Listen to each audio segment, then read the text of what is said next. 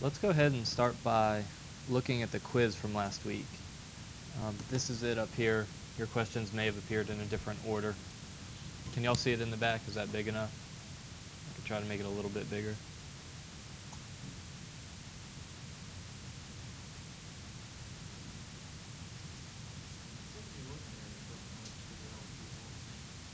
Well, this is a quiz that was actually created by the editors of the textbook. So this is directly from Norton.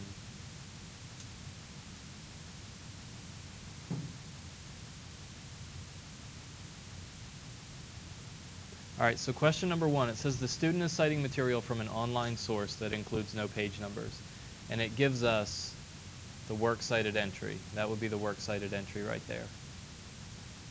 And it says, it basically wants to know how you would do an in-text citation. So would it look like this? A, according to a 2008 study, comma, drivers with bumper stickers on their car are much more likely to display road rage, and then you have the author's last name in parentheses.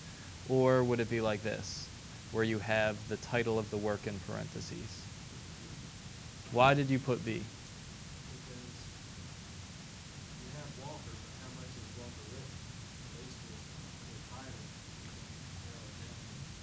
The one thing you need to remember, standard format for in-text citations is author's last name and page number. That's the standard format if you have that information. Sometimes you're going to come across articles like on the web that don't necessarily have an author's name attached to them. If that's the case, if you don't have an author's name, then you have to go to the beginning of the works cited entry. So it will probably start with the title of the work. So if that's the case, you would pick B if you didn't have an author's name. But if you have an author's name, that's what you want in your in-text citation. Now it said it's an online source that doesn't include page numbers, so you can't include Walker 36, right? You can't put the page number if you don't have a page number to start with. All right, so the correct answer would be A. Does anybody notice anything else about that particular question? If it's a work from an online source, this should have been put in quotation marks. That's the title of the work that's highlighted right there, stuck on you, should have been in quotation marks. Therefore, if we didn't have an author, and this works cited, let's say Rob Walker was nowhere to be found, there was no author name, the works cited entry would look like this, except stuck on you would be in quotation marks, and then down here, this would be in quotation marks as well. So if we didn't have an author name,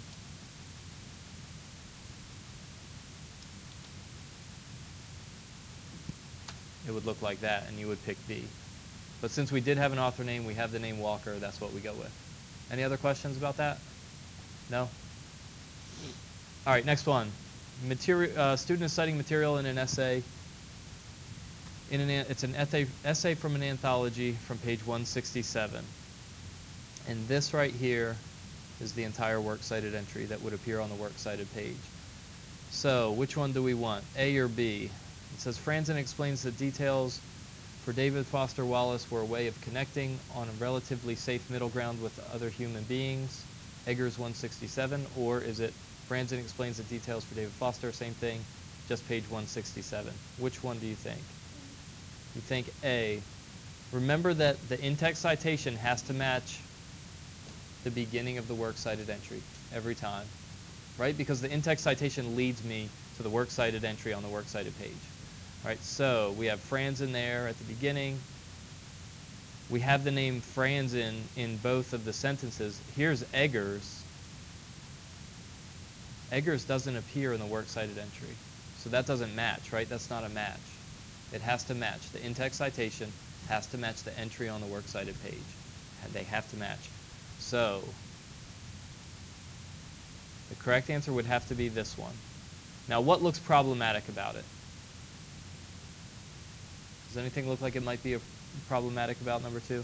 You might say, well, the author's last name doesn't appear in the in-text citation. I thought it's supposed to be author's last name and page number. That's true. However, what covers this person that wrote this? Look at the beginning of the sentence. It says Franzen explains. That matches the beginning there, right? So they use the word or the name Franzen in the actual sentence, in the signal phrase. so they're covered. And then page 167 relates to right here, 167 to 71. So the exception to the standard author last name plus page number, the exception would be if the author's last name is mentioned in the sentence. Then you only have to put the page number at the end in parentheses. Does that make sense? Yes? Yes? I'm getting a little bit of feedback here. That's good. All right, number 3. If this isn't making sense, let me know. I will try my best to explain it to you. Okay, but standard format, author's last name plus page number. If you don't have an author name, you have to move on to the title of the article or the title of whatever it is you're working with. Okay, if you don't have a page number, you can't put a page number. If the author's name appears in the sentence already, you don't have to put the author's last name in the in-text citation, but Mr. Palmer would recommend that you do put the author's name in the in-text citation just to be safe. All right, it's a good habit to get into. So for instance, if this one here, if B said this, and you have the author's name both in the sentence here and in the in-text citation, you're not going to lose any points. That's a safer way to go about things. All right, so if you want to double cover yourself, do it that way. All right, number 3, student is quoting from page 27 of an article. Here is the article written by Corey Robin. Title of the article is Garbage and Gravitas. It's from The Nation. I don't know what the 7 is. Maybe The Nation 7 is the title of the magazine. There's the publication date and the page range, and it's a print source rather than a web source. So let's see which one works better. Trying to explain Ayn Rand's influence on American politics, Robin wonders how could such a second-rater exert such a continuing influence on the culture at large, or is it this one here? Now, the only difference is going to be the end punctuation. Notice here you have a question mark at the end. And notice here you have a question mark inside the quotation marks. Which one do you think is correct and why? A? You may be right. Because so the actual sentence that the writer that wrote this, the student, I guess, the student isn't really asking a question. If the answer for this is found in your textbook on page 467. The question is part of the original quote. If you look on page 467 in your book, it tells you what to do with question marks and exclamation points. It says these go inside closing quotation marks if they are part of the quoted material, but they go outside of the closing quotation marks when they are not part of the quoted material. So how do you know whether or not this was part of the quoted material? That's the question. Because you don't have the original article in front of you, do you? It just says the student is quoting from this. The only clue you have is right here. Robin wonders. All right, wondering is asking a question. So this person was asking a question in the text that the person was using, in the article. Okay, so that's how you know the question mark should have been part of the quotation. Does that make sense? That was a little bit confusing and a little bit difficult just because you don't have the original work, but this was the clue right here. Robin wonders. If they're wondering, they're questioning themselves. So it wasn't the student's question, it was this person, Robin's question. Does that make sense? Any questions about that one? No? Okay. All right, next one. Student is quoting the words of Thierry Gardere as quoted on page 20 of the source. Here is our works cited. Now notice that this guy, Gardere's last name, does not appear in the works cited entry. So what does that mean? It means that the article was written by Tristram Corton, but this person was quoted inside of that article. So the correct answer for this one is right here, quoted in Corton 20. And the answer for that is page 493 in your text, if you're curious. Page 493.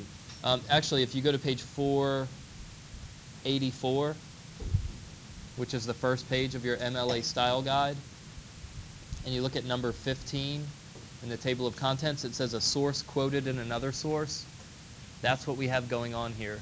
We have one person being quoted within another source. All right, so this guy Gardere was quoted by the author Tristram Corton. So you put that QTD if it's someone besides the actual author, and then you put the author's last name and page number. All right, so use your textbook to figure this kind of stuff out if you need to. If you're stuck and you can't find it in the textbook, I'm more than happy to try and help you find it. But start there in the table of contents of your MLA guide on 484, and that will take you to page 493, which shows you how to format that one. All right, number 5, student is quoting from, title of the work is Surveillance, Taking It Downtown by Brennan David, published on March 28, 2010 in the Columbia Daily Tribune. The student accessed the article on the web on June 9, 2010. All right, so which one works better? Is there a problem with either one of them? What's the difference between these two, between A and B? Which of these things is not like the other? Bingo. The medium, right? Are you talking about right? Where'd it go? Columbia Daily Tribune. Actually, we have that here, but look at the difference. In A, it's not italicized, which is a problem. All right, if major works, titles of books or newspapers or magazines get italicized, so in A, that doesn't happen. But this one has web, and that's what we really need. We need web there because that's the medium. All right, this one doesn't have print or web. It doesn't tell us where it came from. All right, so A is the best choice because it has the medium of publication. Does that make sense? It should say print or web for every one of your sources. All right, if it's an actual book, if it's an actual newspaper that you found, like you can hold it in your hand, then it's print. Pretty much everything else is going to be web. Question?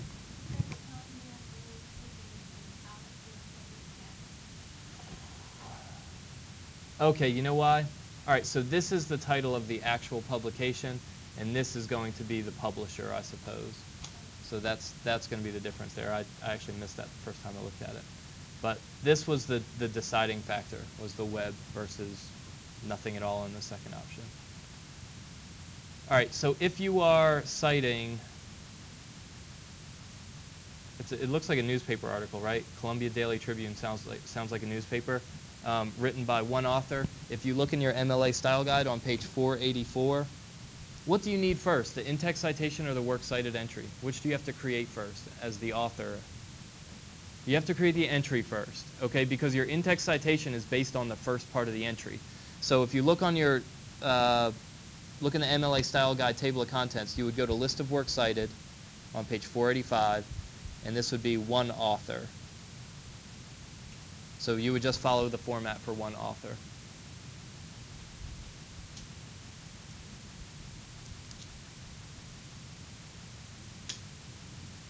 And there's actually a specific one for an article in a daily newspaper. It's number 24, and it appears on 506. All right, so that's how you could check these. When you find your articles, that's what you can do. Go to the table of contents. If you have a print source or a web source, and it's one author from a newspaper, you can go to page 506. All right, number 6, student is paraphrasing pages 265 of Pictures at a Revolution, 5 Movies and the Birth of New Hollywood. Which one works better, A or B? What do you think? What's the difference between the two here? B looks a lot shorter. Has the subtitle, right? So here's the entire title of the work. Pictures at a Revolution, 5 Movies and the Birth of New Hollywood. That's all in italics, right, in the works cited entry. So you're telling me that is the title. So if that's the title, this one does not work. You can't shorten the title of the book in the works cited entry. All right, you can shorten the title of articles in the in-text citation, like because that's in your paper and you don't want it to be really, really long. But on the works cited entry itself, which is what this is, you want the whole thing. So A would be the correct answer for that. All right, any questions about that one? No? Okay. All right, citing a book, Cradle to Cradle, Remaking the Way We Make Things. Which one works better? A or B? What's the difference? Very subtle difference here. It's a book with 2 authors, right? Book with 2 authors. Look at the first one. All right, so first we have McDonough Williams. So last name of the author, first name of the author. It's 2 authors. So again, they follow that format. Last name of the author, first name of the author. Well, I'm not sure. I don't know which way it goes. Seriously, I didn't. I had to check this just to make sure. Remember, you don't have to have these rules memorized. You just have to be able to look them up in the book. Well, the one I found, B would be correct. Why?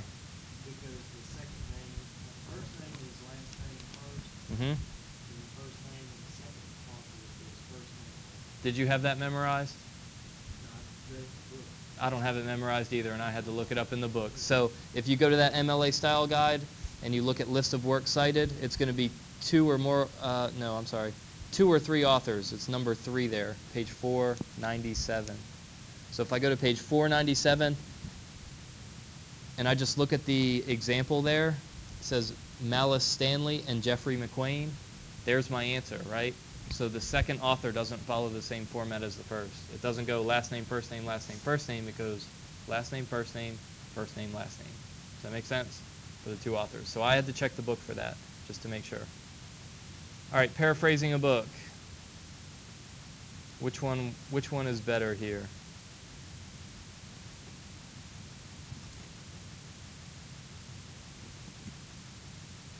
You can't see the whole thing. I apologize. That's better. Notice the difference. Look at the title here. There's the title of the book. And then it goes straight to the publisher's information.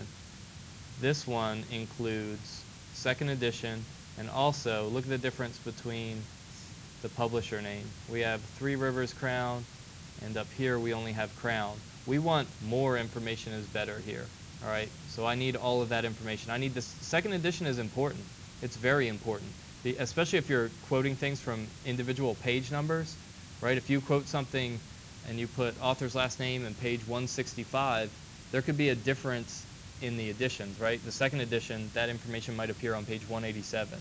All right, so the edition is important information and that must be included. So the correct answer for that would be B.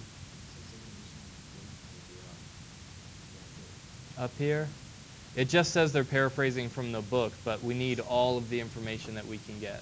So more information is better than less information. So are you saying you looked at this and you were just taking it from here and you're like, well, I wasn't sure if that was part of the book title? That seems like a valid argument. Anybody else support that? Of course you do now. All right, maybe I'll give you points for that one. I'll have to look at it. I can tell you that there are at least 2 questions on here that everybody got credit for because I didn't like them. So that might become one of the ones I don't like too. It could be. This was not an easy quiz. Even though most of them only had two options, it was not an easy quiz. Mm-hmm. All right, number 9. Here's the information we have to start with. Most editors test their covers and focus groups in an endless search for the magic that will make their magazines fly off the shelves and to avoid costly mistakes. All right, which one of these is better? A or B, and why?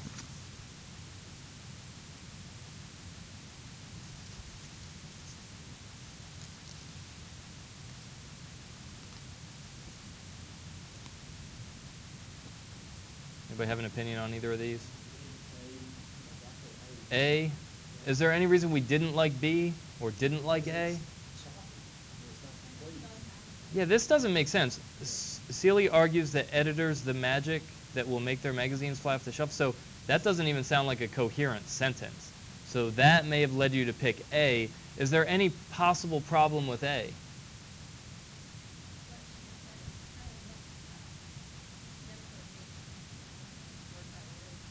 I agree. So this phrase, let's see.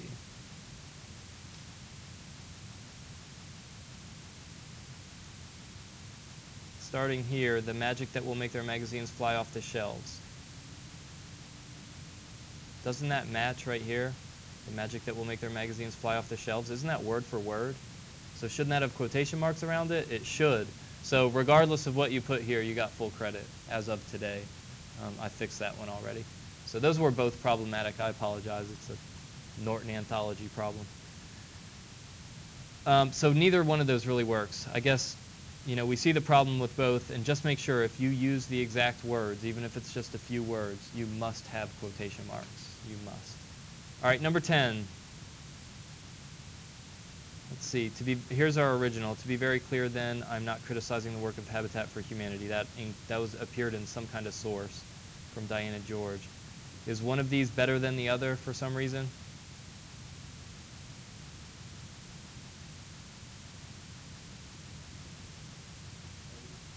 You like A? Why don't you like B then?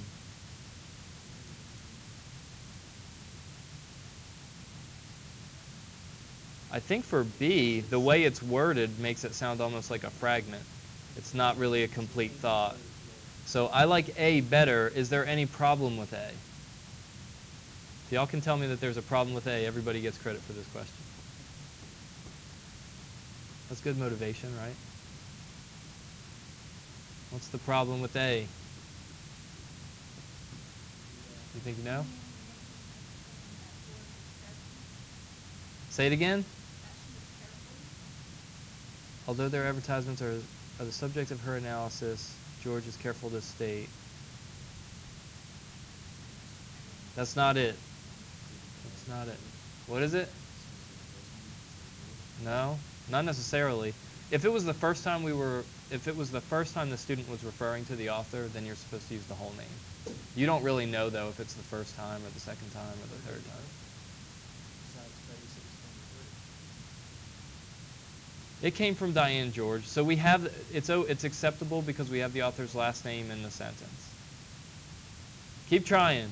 Come on, I want to give everybody credit. Yes.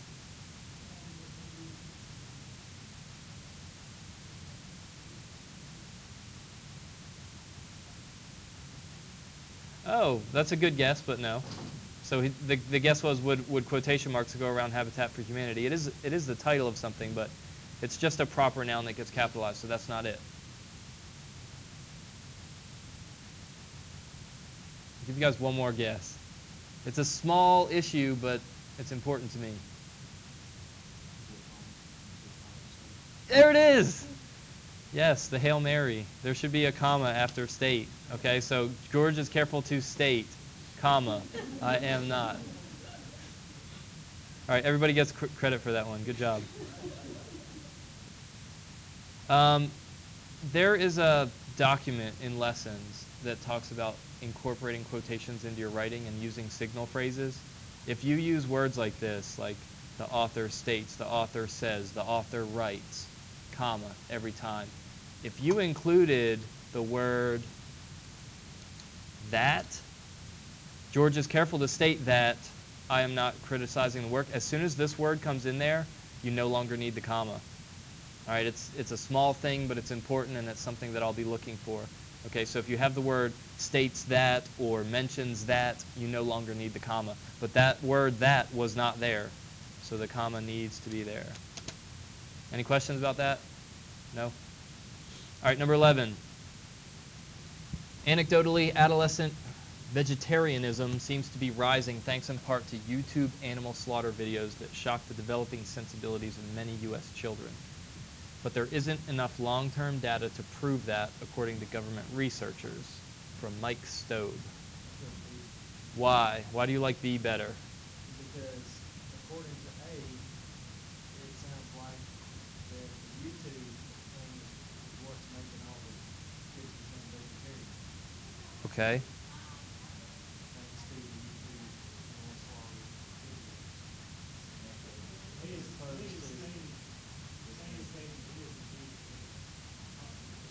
Dale, you're correct. Say that again. A is saying that it is the case, right? Increasingly, adolescents are becoming vegetarian. And B is saying what?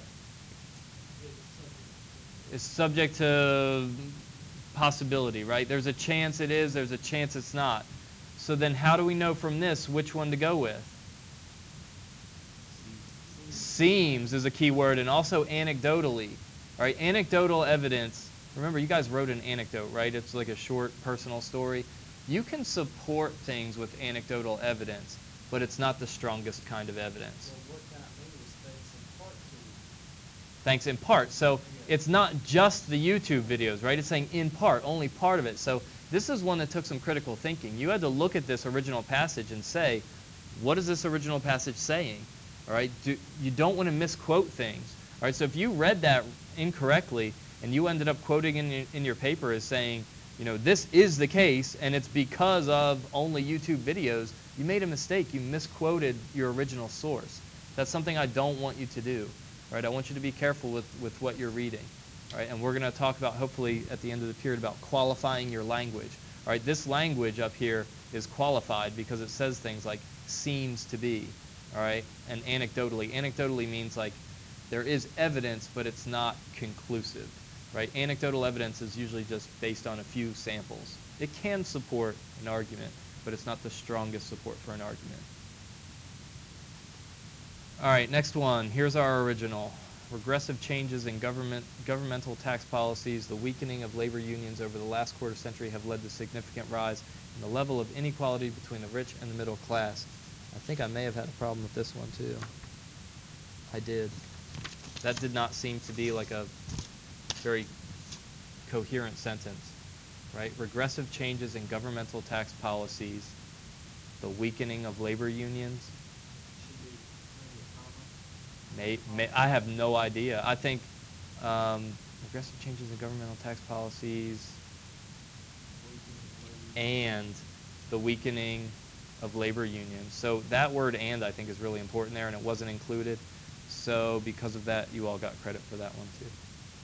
So thank the careless editors of your Norton textbook for giving you points. If we had to pick one, does one look better than the other for any particular reason? This is our author, Mancios. Let's say we had to pick one. Does one look better than the other for any particular reason? Say it again? Not sure why? Or you don't want to tell me why? Sounds better? Well, that could be it. Mancios counters that regressive changes in governmental tax policies and loss of influence for organized labor have led to a significant rise in the level of inequality between the rich and the middle class. So what's the difference between that one and this one? Well, I picked A because of the fact that we've got aggressive changes in governmental tax policies and quotations that came out of the original. Okay. Let me tell you why I don't like B. All right, here's why I don't like B. What is that right there? Capital R, right? If you're quoting something, you're supposed to take it as it is. So in B, it's not a capital R, it's a little r. So that's very, very small, very nitpicky, but that is part of the reason. The other reason, though, right, so the first example, A, says, word for word, have led to a significant rise in the level of inequality between the rich and the middle class. Word for word, right? Same thing. This one down here, B, decides to cut it off after the word inequality and change it to wealthy and middle income Americans. So it basically just subbed out the word rich for wealthy and middle class for middle income Americans. Why not just go with the whole quote, right? That's an attempt at paraphrasing that didn't need to happen. Right? The quote worked just fine. There was no need to try and just change a couple words to make it seem like your own. That's actually considered plagiarism there. Right? And there's another example we're going to look at in the same quiz that attempts to do the same thing. So if you can use the actual quote, use the quote. All right? That's the idea. Direct quotes are safer than paraphrases. So that was a strange attempt to try and reword something that didn't need to be reworded, right? Because it says the exact same thing. All right, this one. Hopefully you got really familiar with this passage because I think there were 4 questions about it. So radio was a new thrill, blah, blah, blah.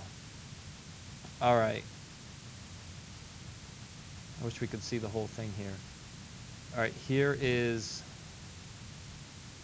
the selection from the essay. Is it plagiarized or is it acceptable? What do we think? All right, let's see. Jane and Michael Stern note that because many Midwestern farm families were isolated, radio provided a new thrill and extraordinary value.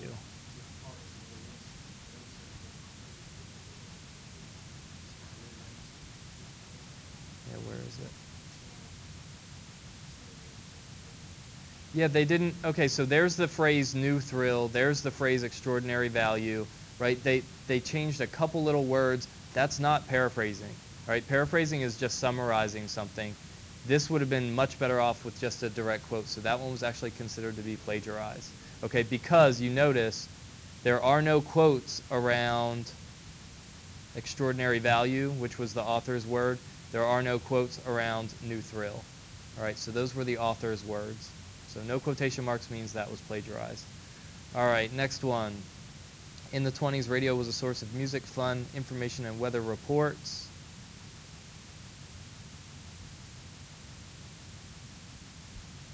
That looks pretty similar, doesn't it? Exactly the same.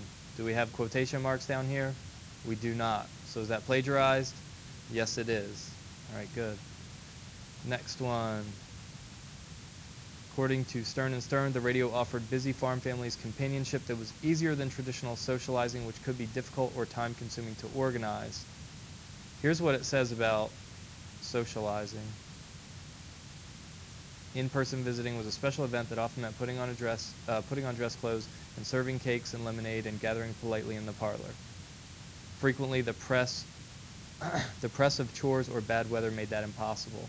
This one is a good paraphrase right here, right? Because it took that, more lengthy information and condensed it into companionship was easier than traditional socializing, which could be difficult or time-consuming because of the weather, because you had to get dressed, because you had to make all that food.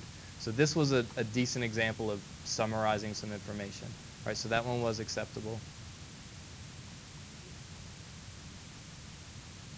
All right, this one. Stern and Stern explain that for farmers, a visit with neighbors meant putting on dress clothes and serving cakes and lemonade and gathering politely in the parlor. They have their quotation marks. Same exact words, I believe.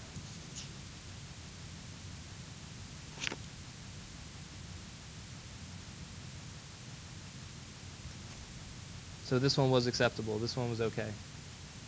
Any questions about that one? Notice the use of the quotation marks, same words. They built it into the sentence. All right, and the last one. After the invention of radio, Stern and Stern observed, farm women could do chores with pleasant programs in the background while men could toil in the barn listening to farm and weather reports. It is plagiarized because it's almost the exact same thing as the last sentence there. Basically, the author would have been much better off just quoting the last sentence instead of trying to rearrange the words and use different words. All right, so if you can use the sentence, use it. Direct quotes are safer. All right, they're easier to work with. Any questions about that quiz? No, kind of tedious, right? All right, let's move on. Something more exciting.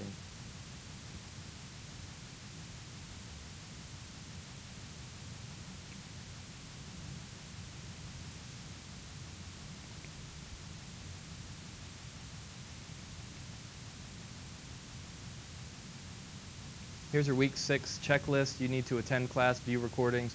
Depending on what I get into tomorrow night with my Tuesday class, you may or may not have to view a recording. I might get everything done tonight. If I do something additional with them, I'll record it and I'll post it for you to view this week. You need to read and annotate an entire section of your textbook, page 119 to 149. It's about arguing a position, basically persuading your reader. All right. Hopefully you completed your work from last week. I asked you to look at the Room for Debate section on the New York Times and pick a topic. So hopefully you've already picked your topic so you know what position you're going to be arguing this week. And you need to complete a draft of your persuasive essay. I don't call it a rough draft because I don't want it to be too rough, but it's just a first draft. And submit it to the Turnitin Dropbox in the Week 6 folder. Completed drafts must have an introduction, a body, and a conclusion. All right, when I say first draft, that doesn't mean half of a draft. I need a complete draft of your paper. All right, and it should also have at least one source incorporated with your works cited page. Those are all necessary elements for your first draft of your paper. All right. There is no quiz this week, but the concepts from this week will be included in a future quiz. This says maybe. I'm telling you right now they will be. So the things we talk about tonight will be included probably on next week's quiz. Any questions?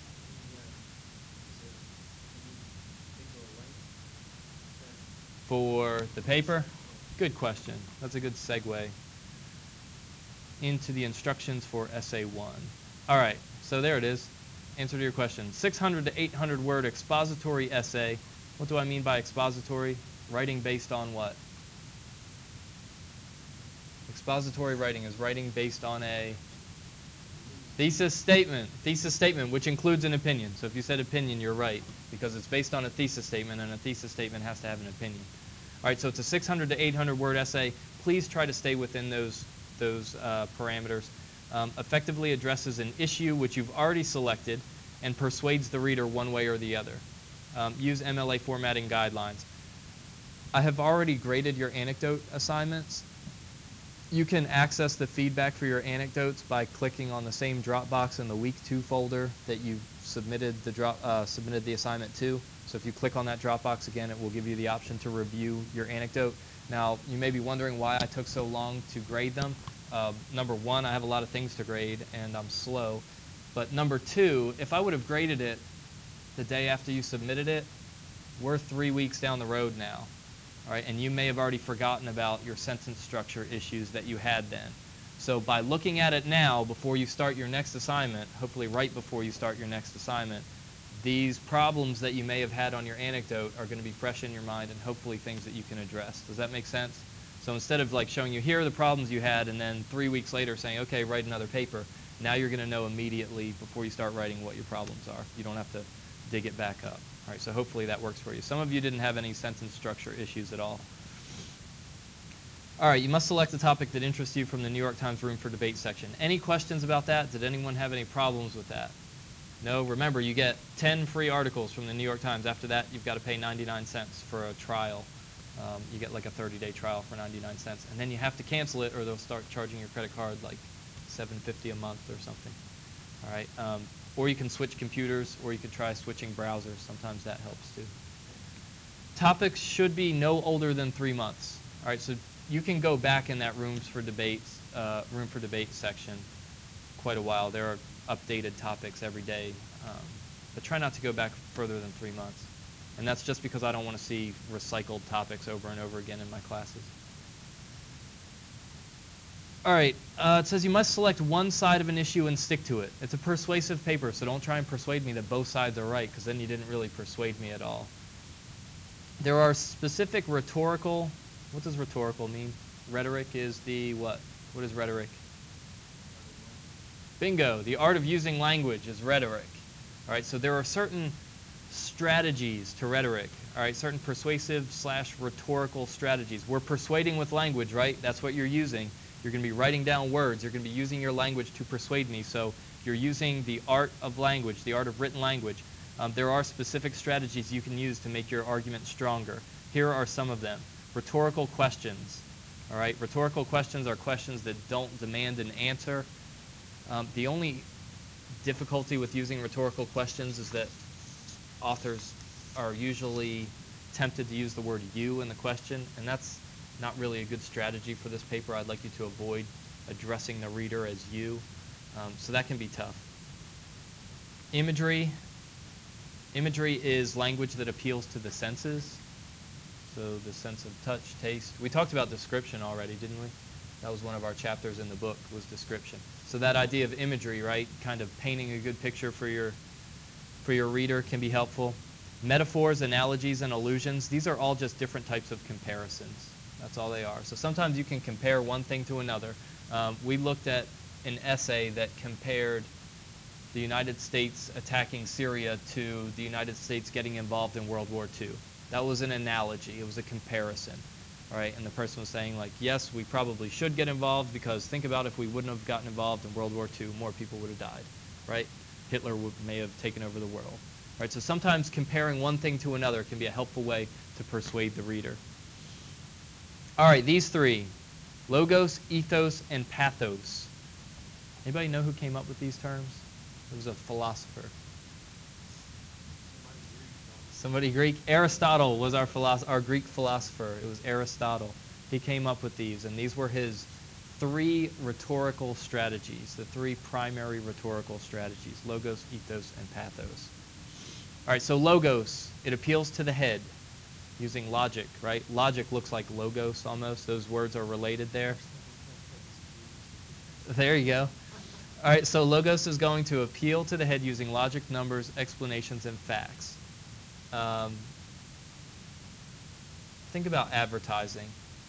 What is the main purpose of advertising? Persuade, inform, or entertain? Usually I think the main point of advertising is to persuade, right? If a company is going to spend $1 million to create a commercial, they usually want to try and persuade the audience to buy the product, right? For the most part. I think there are certain ads, especially during like the Super Bowl, that are less about persuasion and more about entertainment. Like I can think of a Doritos commercial with a goat, right? They weren't necessarily saying that you should buy Doritos or Doritos are really good. They were just trying to get people to laugh and talk about Doritos. So they were just trying to entertain people. Because sometimes for advertisers, just getting people talking about something is good enough. Like they don't have to take that extra step of persuading you that the product is good. If you hear people talking about it, sometimes that's enough like subliminal messaging to get you to buy Doritos next time you go to the vending machine, right? But for the most part, I think the primary purpose of advertising is persuasion. All right, so some advertisers will rely mostly on logos, right? They'll say, buy our brand of golf balls because they travel 10 yards further than any other golf ball, right? If you want to hit the golf ball a long way, that sounds like a good reason to buy it, right? That's logic. It goes further. I want to hit the ball further. That ball goes further. I'll buy that golf ball. That's logic, right? You've seen commercials like that, right, where they use statistics and figures like 10 yards further, right? That would be logic. All right, ethos. Appeals to the conscience, ethics, right? This word ethos is related to ethics. Morals, standards, values, principles. The other word you need to know is credibility. Establishes credibility for the product, all right, if you're thinking about advertising. If you're thinking about your argument, you need to establish credibility for your argument. But let's think in terms of advertising right now because it's the same purpose, right? So let's take that golf ball idea. And let's say instead of using logos as the appeal, the company, let's say it's Nike golf balls. Nike decides, you know what, let's go with credibility. Let's go with ethos and try and sell our product based on ethos. What might they do? There you go. They're going to say, hey, Tiger Woods, will you endorse our golf ball because you're a good golfer and you will establish credibility for our product, right? You're not going to see Peyton Manning, a football player, selling golf balls in a commercial, right? It doesn't make as much sense if they're going for this ethos idea. Yeah, that's right, yeah. Yeah, why does Peyton Manning sell Papa John's pizzas? That's a good question, right? I don't know if that establishes credibility or not. Maybe that's just for entertainment value. I don't know. But you see that, if you want to sell car tires, maybe you get a NASCAR driver, right, to endorse the product in the commercial. And that establishes credibility for the product, especially if that person says, I only use Michelin tires because they're the best tires there are, right? If it's coming from a professional, an expert, that establishes credibility for the commercial. All right, so for your paper, what are you going to do to establish this credibility? What do you think? I haven't told you yet, but we're getting there. How are you going to establish credibility for your argument? You're going to get a professional involved. You are. That's exactly what you're going to do. You're going to incorporate information from an outside source, or it's an inside source for you, I guess, from one of those debaters in the rooms for debate section. You know how there's usually like 4 or 5 or 6 or 7 different debaters there to read, and they're on both sides of the issue. You're going to take some information. Those are all credible sources. If you look, they're all experts in their fields. They're not just random people they picked off the street. Some of them are, presidents of companies, politicians, college professors, professionals in the field, whatever it might be. They're experts. So you are going to draw from one of their sources, one of their arguments, and bring that into your argument. Okay, that will help you establish credibility. There's one other thing you will do to establish credibility, and that is avoid the word I and first-person language, unless you really, really need it with some kind of anecdotal evidence to prove your case. All right, so for the most part, I would say avoid first-person language, which are words like I or me or myself. All right, because that will hurt your credibility, unfortunately. All right, unless maybe you pick a topic that's very closely related to you and you know a lot about it, maybe then you could include a section that has some first-person language in it. But if you're debating about something where you're not a recognized expert in the field, if you start saying I think or I believe, that actually hurts your credibility, unfortunately, because you're not an expert in the field. And if you just present your information without the word I, it comes across more objective. What if you use my in the way that you're describing a family member that you speak to that Good question. Okay, so in that case, if you're using that might be some kind of anecdotal evidence or anecdotal support where you have some relationship to this topic. In that case, you may have to use person. You may have to. It might help you with your case, but I would limit that to maybe one section of the paper and then avoid it for the rest of the paper. Does that answer your question? So it might be unavoidable, but for the most part, you typically avoid first-person language in academic writing. Even if you look at the experts in the room for debate section, if you read their papers, very rarely will they use first-person language. And they're experts. They usually avoid it anyway because it makes things appear to be more objective. Think about it like this. Remember our example of Chick-fil-A as the best fast food restaurant in America? You know, think about it in your head. Which one sounds stronger? I believe Chick-fil-A is the best fast food restaurant in America, or Chick-fil-A is the best fast food restaurant in America. Which one sounds stronger? You know, if you take that one person's opinion idea out of it, it just sounds more objective, right? Like less of an argument, more of a fact. And that's kind of how you want to state your opinion, almost as if it is a fact. All right, last one, pathos. Pathos, the word is related to pathological, right? Pathological liar is someone that can lie without feeling any emotions. They don't feel bad about it. So this word pathos is all about emotions and sympathy, passions, sentimentality. All right, so that's another thing that advertisers will use to persuade people. It's something that you can use in your paper, possibly. Good example right now, there's ongoing debate in this country about guns and specifically like assault-style rifles.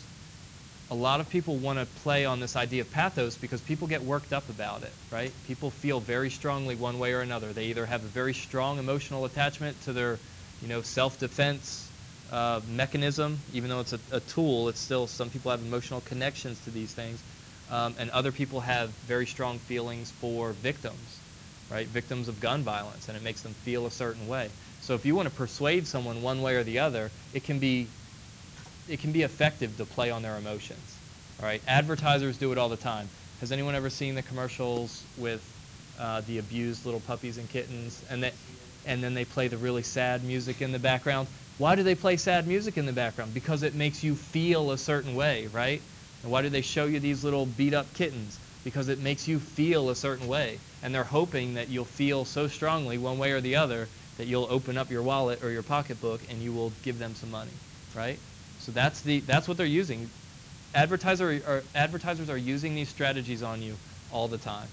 All right, some combination of these three strategies because they work. They work to persuade people. All right, and if you really want to see, how effective they are, just look at how much money the companies make. Right, look at how much money they're making. That's like the ultimate standard of persuasion. Right, getting people to spend their own money. But you need to get me to buy into your argument using these three things. And I wanted to show you a commercial, actually. I saw this weekend. This is a fairly new commercial, I think. I hadn't seen it before.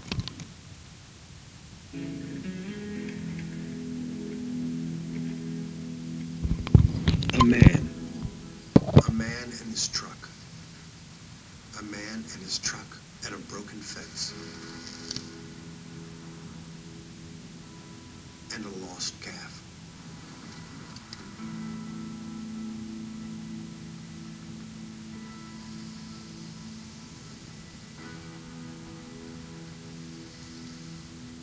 And a coming storm.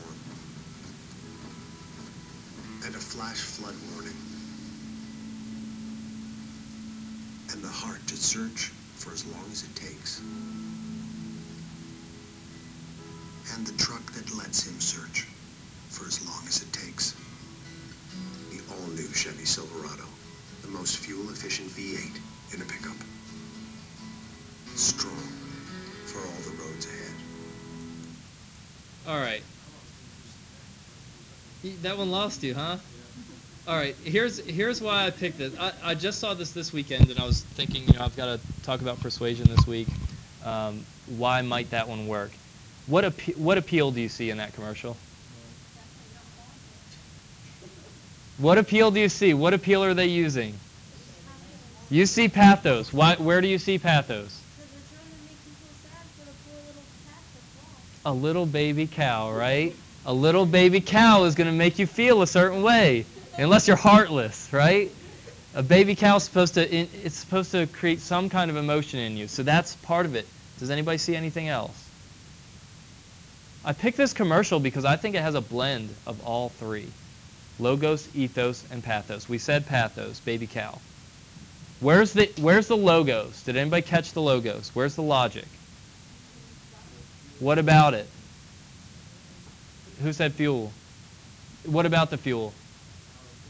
It says it's the most efficient, you know, pickup truck in its class. So it gets really great gas mileage. So if you have to go out on a long job, right, you don't want to have to stop for gas, right? If you have to look for your baby cow, you don't want to have to go to the gas station because that poor cow might be getting hit by a car, right? So you want a fuel-efficient vehicle. That's a logical connection, right? Like, I want the truck that gets me the most miles per gallon. That's a logical connection.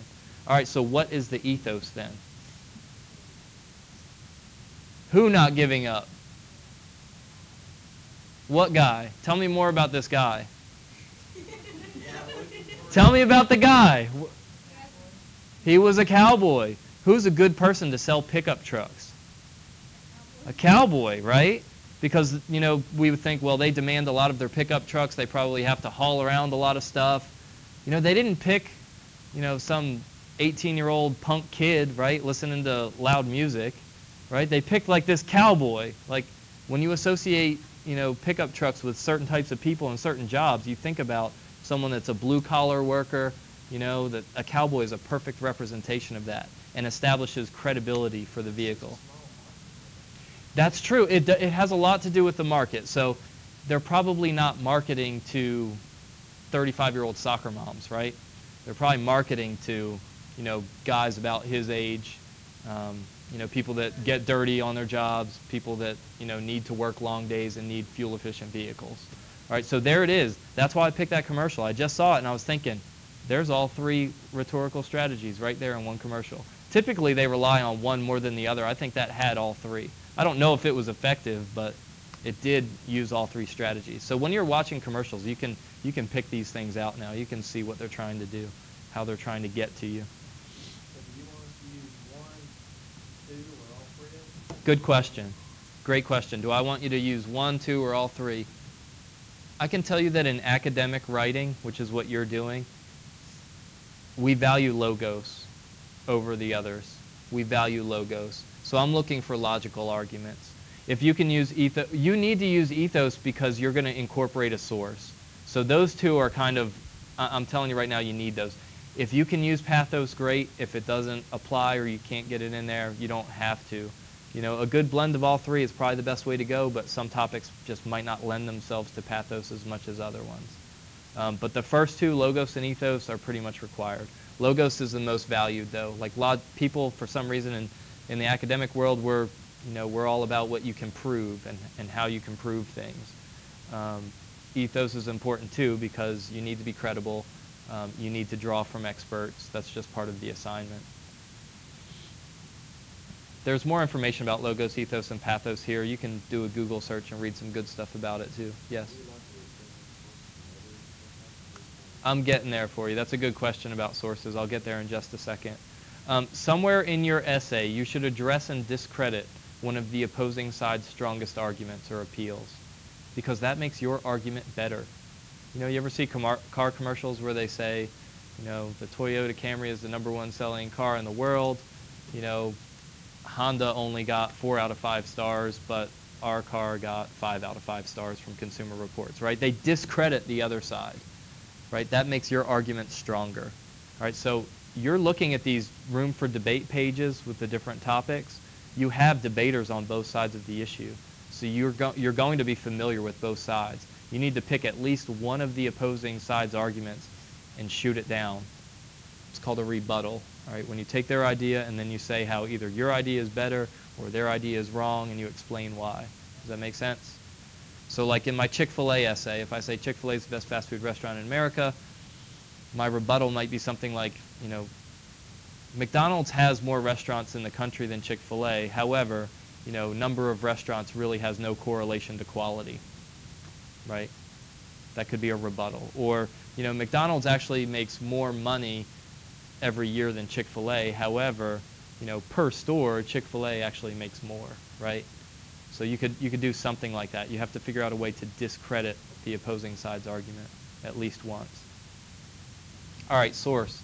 You must incorporate at least one credible source for this assignment. I make it easy for you because I've already given you the sources. Use one of the debater's submissions from the Room for Debate issue page. Does everybody know what I'm talking about when I say Room for Debate issue page, the specific issue you chose? Are we familiar with that? Okay. Use at least one of their submissions, one piece of information at least from one of those debaters as a source. The information that you select and use must be properly cited to avoid plagiarism and a failing grade. This requires the use of an in-text citation or citations, depending on how many times you cite it, and the works cited page. You may use up to 3 sources for this assignment, but at least one must come from a Room for Debate contributor. So the first source you use, no matter what, has to be one of the contributors to the Room for Debate page. All right. If you want to use more, you can use an additional 2 sources, but they must be credible. All right. So what do I mean when I say credible? There's a whole section in your textbook that describes credible sources and evaluating sources. Just be careful with .com sources. If something says .com, they're in it for money. All right. It's for commercial purposes. All right. So be careful with .com sites. Some of them may be reputable, what's a good one? Like NewYorkTimes.com is a reputable source. The major magazine publications that are online now might be .coms, but they're usually reputable and credible sources.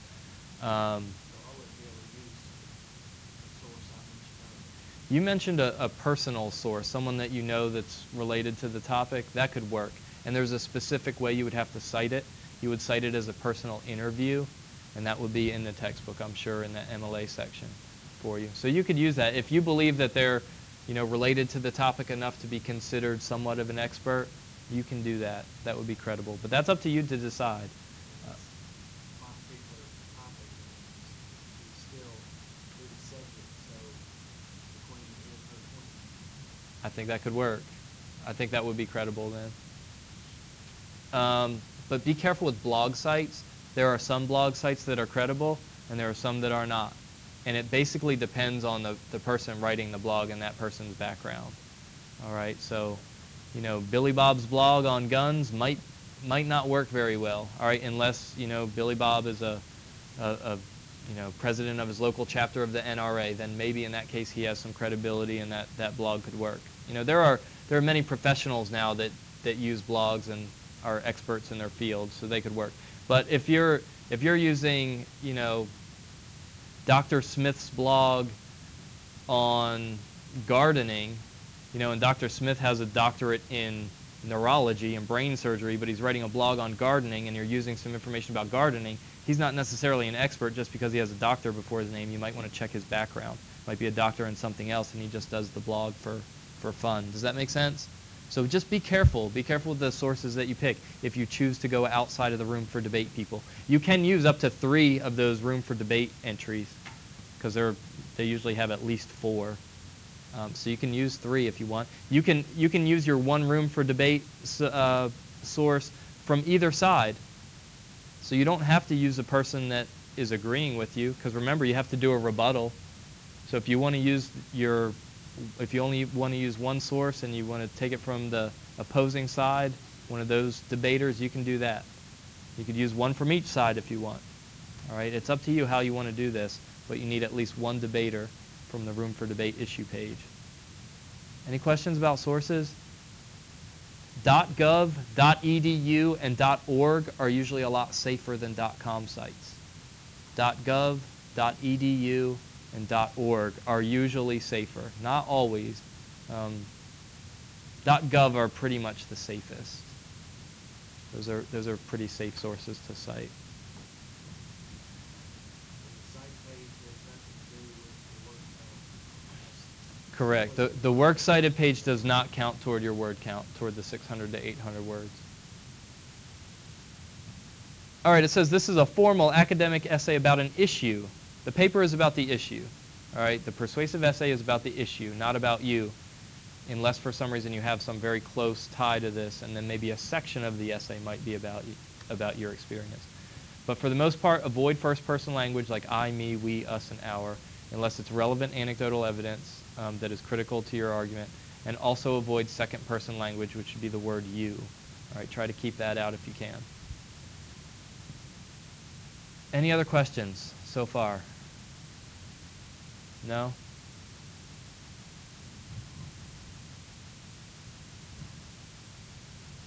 I'm going to skip this section just for a second, the logical fallacies. We're going to come back to that.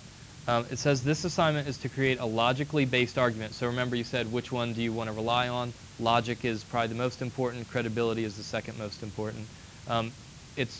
The assignment is to create a logically based argument. So you really can't use religion or God as support for your argument. That's from the textbook as well. The reason being, faith-based arguments don't work because, by definition, faith in God can't be proven with logic. Right? There is no logic that proves faith. That's why it's faith. All right? If you have faith, it basically defies logic, saying even though I can't prove something, I believe in it. So that doesn't work for an academic assignment, and it doesn't work for a couple reasons. They almost never persuade an audience of differing faiths, and you don't necessarily know what my faith is. So, if you say, well, the Bible says such and such, well, maybe I don't accept the Bible, right?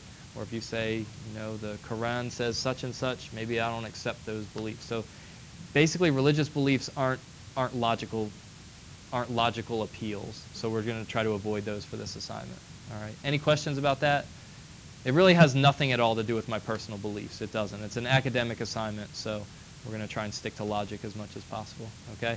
Some people get offended. They're like, why can't I talk about God? Well, I'm not trying to, squash your freedom of speech or freedom of religion or anything like that. I'm just saying for academic purposes, we're trying to stick to logic because it works better. If you're trying to learn how to persuade people rhetorically with language, usually appeals to God and religion aren't the way to go because you can't appeal to everyone that way. Some people will just shut you down and not listen to what you have to say. Yes?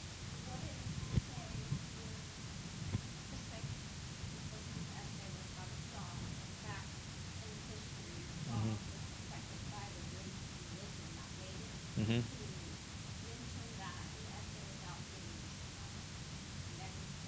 I think you could. You could, like, mentioning your own personal experience. Is that what you're saying? No, I'm saying, like, in history, John was traded through other religious beliefs and became something else. Yeah, that sounds just like background information. It's not saying, like, when I say don't rely on religion or God or faith, I'm just saying you can't say abortion is wrong because the Bible says so in verse whatever. Like, that's relying on the Bible. That's relying on faith to make, like, a logical statement, which doesn't really work. Does that make sense? So, like, what you're saying sounds more like background information. That would be acceptable. That would be fine. All right, logical fallacies. These can be fun. I find these interesting. Basically, people make mistakes with their logic all the time. And sometimes you can catch them on it, and sometimes they can fool you, and they can get you to believe things that aren't necessarily logical. So the best way I can show you these is through these videos, and I can almost guarantee you that your quiz next week will ask you questions about these logical fallacies. So as we watch, we might only be able to watch one of them. As we watch, I may stop it and just give you a chance to take notes if you need to. But these are available for you to watch if you would like to watch them.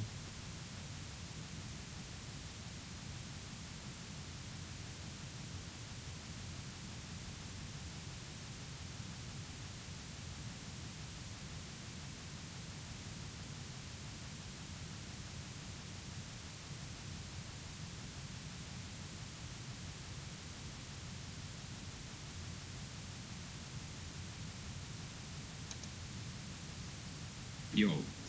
All right, so the setup here, it's not the highest quality video, but the setup is a student that's trying to argue with his instructor, all right, about an essay that he submitted, and I think he got a failing grade on it. And as he's arguing, he's trying to argue logically for reasons why the instructor should give him a better grade, but he commits what are called logical fallacies, which are, incorrect uses of logic. And he basically commits every single logical fallacy there is. And the instructor calls him out on every single one. So that's what's going on here. Flag dude, I revised this paper and you still gave me an F. No way. How can it still be an F if I revised it? Are you suggesting that the fact that you revised the paper is in and of itself evidence that it is better than the first draft? Well, that's what revised means. One would hope so, but sadly, this is not always the case. This is what is called an oversimplification, or, should you ever care about proper terminology, a fallacy of dicto simpliciter. Though revisions can, and often do, improve papers, the fact of a revision itself is insufficient to establish that the paper has indeed improved. Okay, but look at my arguments. I did exactly what you said and gave good reasons to prove a controversial thesis statement. And what was this brilliant thesis statement? That, no matter what stupid biologists say, tomatoes are really vegetables. Ah, yes, now I recall. And remind me, what was the first point that you made in defense of this stunningly original piece of rhetoric? Tomatoes are vegetables because they taste vegetable-y. You can't argue with that. No, I don't suppose that I can. Not because it is a good argument, but because it is completely circular reasoning. That tomatoes taste like vegetables only counts as evidence that they are vegetables if you accept the premise that things that taste like vegetables are indeed vegetables. All right, so that's two examples that he gave already. Circular reasoning, tomatoes are vegetables because they taste like vegetables. Like, that's circular reasoning, and it doesn't prove anything, right? When we're talking about logic, we're talking about things that can be proven. And then the other one was an oversimplification, saying that just because I revised a paper, I should get a better grade. This is actually part 2. Part 1 is on the list. We should probably watch part 1 first. But you see how this operates? The instructor will call him out on all of his various logical fallacies. The one that I don't think they get into very much, and it's not necessarily a logical fallacy, it's just a problem with language usage, is called generalizations. All right, they don't mention these in the videos. Be very careful with making generalizations and using language like everybody or everyone, right? Everybody and everyone refers to how much percent. This isn't a math class, but everybody is how many percent? 100%. All right, so be careful. And if you use words like most, what percentage are we referring to if we say most? Most people believe, or most people do such and such. 51%. So if you say most, you have to be able to back that up. You have to be able to prove somehow that more than 50% do a certain thing or believe a certain thing or said a certain thing, right? If you use that word most. So the safest word, if you can't prove it, but you know that a lot of people think something, believe something, did something, the safest word is many, right? Many people do, or many people think such and such. That's a safe word because what percentage is many? We don't really know, right? Could be 1%, right? 1% of a million people is still many, right? So many is safe. Most, you can use most if you can prove that it's 51% or more. And most can be convincing to a reader. Right? If you say most people do such and such, in fact, this study shows 62% of people believe America should not go to war with Syria. Like, okay, now you've got something, right? Now you're proving something. But be very careful with those words like everybody and everyone, because almost never is it the case that everyone thinks something or believes something or does something, right? There's almost always an outlier. You could say, everyone knows that the Honda Accord is a great car. Like, not necessarily. There could be people new to this country that have never heard of that vehicle, right? So be careful with those words. They're called generalizations, and you need to qualify them with words like most or many. Sometimes, always, it seems. Words like that will help you. They don't hurt your argument, right? They help your argument because they show that you've thought about this, all right? Any questions about your assignment? No? All right, make sure you watch those videos because you will need to be familiar with the logical fallacies for next week's quiz. I don't want you to commit any logical fallacies in your essay.